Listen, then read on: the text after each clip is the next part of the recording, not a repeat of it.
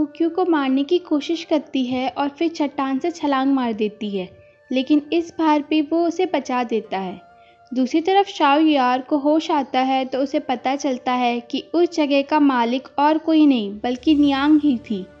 वो हैरान हो जाती है ये देखकर कि शाओ यार ने उसके बारे में सही अंदाज़ा लगा दिया कि वो 10 ग्रेट विलन में से शाओ मिमी है और असल में 40 से 50 साल की है।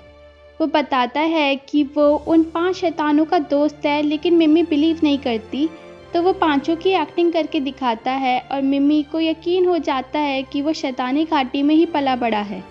आगे मिमी एक सर्वेंट की इंसल्ट करती है और बताती है कि वो मार्शल आर्ट के ग्रेट हीरो का बेटा है। उसका नाम जियांग यूलांग था।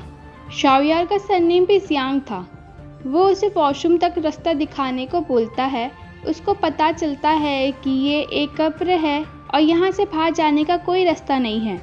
शाओ यार को पता था कि यूलांग भी यहाँ से बाहर निकलना चाहता है, तो वो उसे बाहर जाने का रास्ता पूछता है, लेकिन वो ये बातें मिमी को जाकर बता देता है। तब शाओ यार बोलता है कि वो तो उसकी ऑनेस्टी चेक कर रहा था। कुछ समय बाद उन्हें चिल्लाने की आवाज़ सुनाई देती है। वो जाते हैं तो सब लोग मारे जा चुके थे। शाओ यार भी लाश बनने का नाटक करता है कि मिमी चेक करने जाती है क्या हुआ। उसे पता था कि ये सब यूलांग का काम है, तो वो उसे भी ले चलने को बोलता है, वरना वो दोनों ज़िंदगी भर वहीं फंसे रहेंगे। यूलांग के बाहर निकलने का रास्ता टॉयलेट के थ्रू था, जो उसने 1 साल खुद खोद कर बनाया था। जब शाओ मिमी को लगेगा वो भाग चुके हैं और वो उन्हें ढूंढने बाहर चली जाएगी, तब वो वहाँ से निकलकर एग्जिट ढूंढेंगे।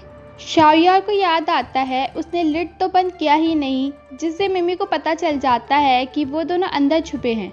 वो चिल्लाकर उन्हें बाहर निकलने को बोलती है, लेकिन वो नहीं आते। यूलांग को छिपाने की कोशिश करता है, लेकिन शाओ यार उसे पकड़ देता है।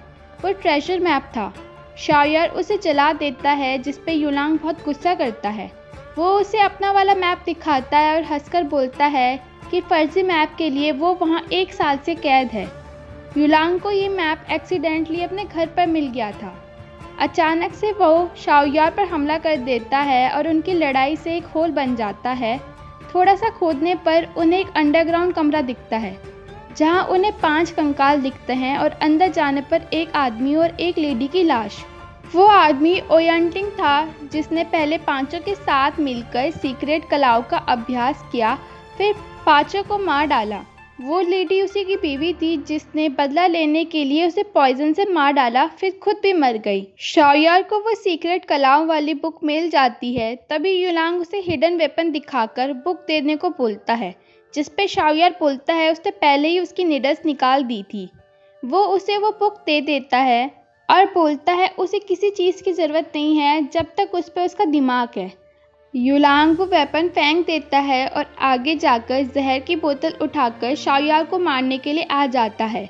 इस बार शाओ यार उस वेपन को उसके तरफ करता है और बोलता है उसने तो झूठ बोला था कि निडल्स नहीं है। वो शॉट करता है और यूलांग के डर के मारे हालत ख़राब हो जाती है कि उसमें सच में निडल्स नहीं होती।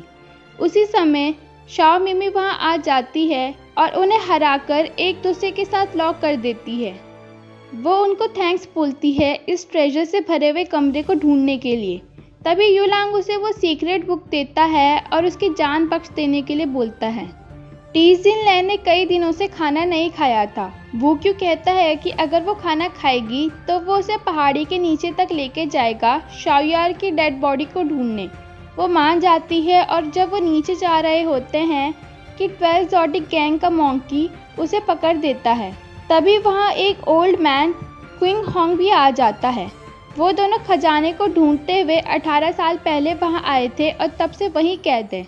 मॉन्की वू क्यू को क्विंग होंग को मारने के लिए बोलता है, वरना वो जिनलैन को मार डालेगा, लेकिन वो बोलती है कि वू क्यू ऐसा नहीं करेगा क्योंकि उसे उससे कोई मतलब नहीं है। इससे उसका ध्यान भटक जाता है और वू क्यू जिनलैन को छुड़वा देता है और अचानक से क्विंग होंग मॉन्की को गुफा से नीचे गिरा देता है।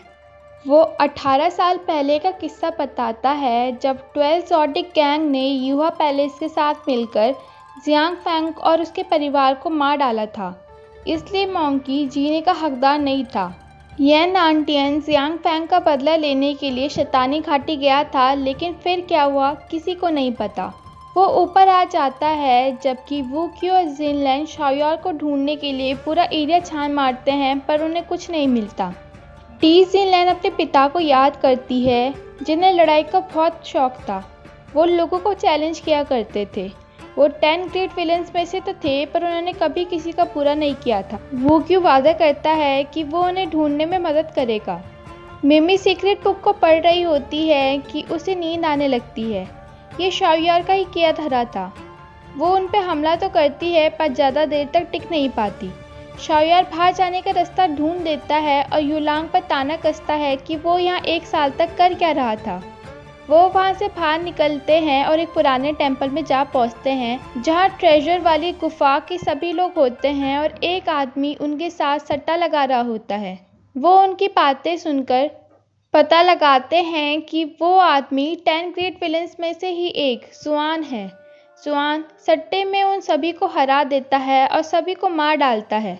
फिर वो वहाँ से निकल जाता है। इसी पर शाओयार और युलांग बाहर निकलते हैं और उसका चिकन खाने लगते हैं कि वो उसे देख लेता है।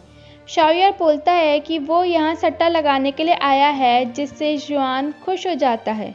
तभी एमी माउंटेन के हेड लॉर्ड जी वहाँ आ जाते हैं उसे पकड़ने के लिए, क्योंकि उसने कई लोगों की जान ली थी। जुआन इस पर भी सट्टा लगाता है कि वो अपनी जगह पर खड़ा होकर लॉर्ड जी को उस पर 3 बार हमला करने का मौका देगा।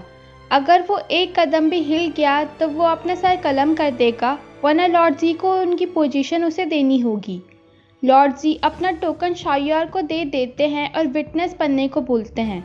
शाओयार को यकीन था कि जुआन हार जाएगा और मारा जाएगा, लेकिन वो जीत जाता है। लॉर्ड जी शर्मिंदा होकर अपनी हार स्वीकार करते हैं और खुद की जान लेने वाले होते हैं कि शाओयार उन्हें रोक देता है और टोकन लेने के लिए जुआन को उसके साथ सट्टा लगाने को बोलता है। अब इन दोनों के बीच क्या सट्टा लगेगा और उसे कौन जीतेगा, ये जानने के लिए अगला एपिसोड ज़रूर देखिएगा। और हाँ, फटाफट से मेरे चैनल को सब्सक्राइब कर दीजिए और बेल आइकन भी ऑन कर दीजिए, ताकि मेरी लेटेस्ट वीडियो की नोटिफिकेशन आपको मिलती रहे। तब तक के लिए गुड बाय।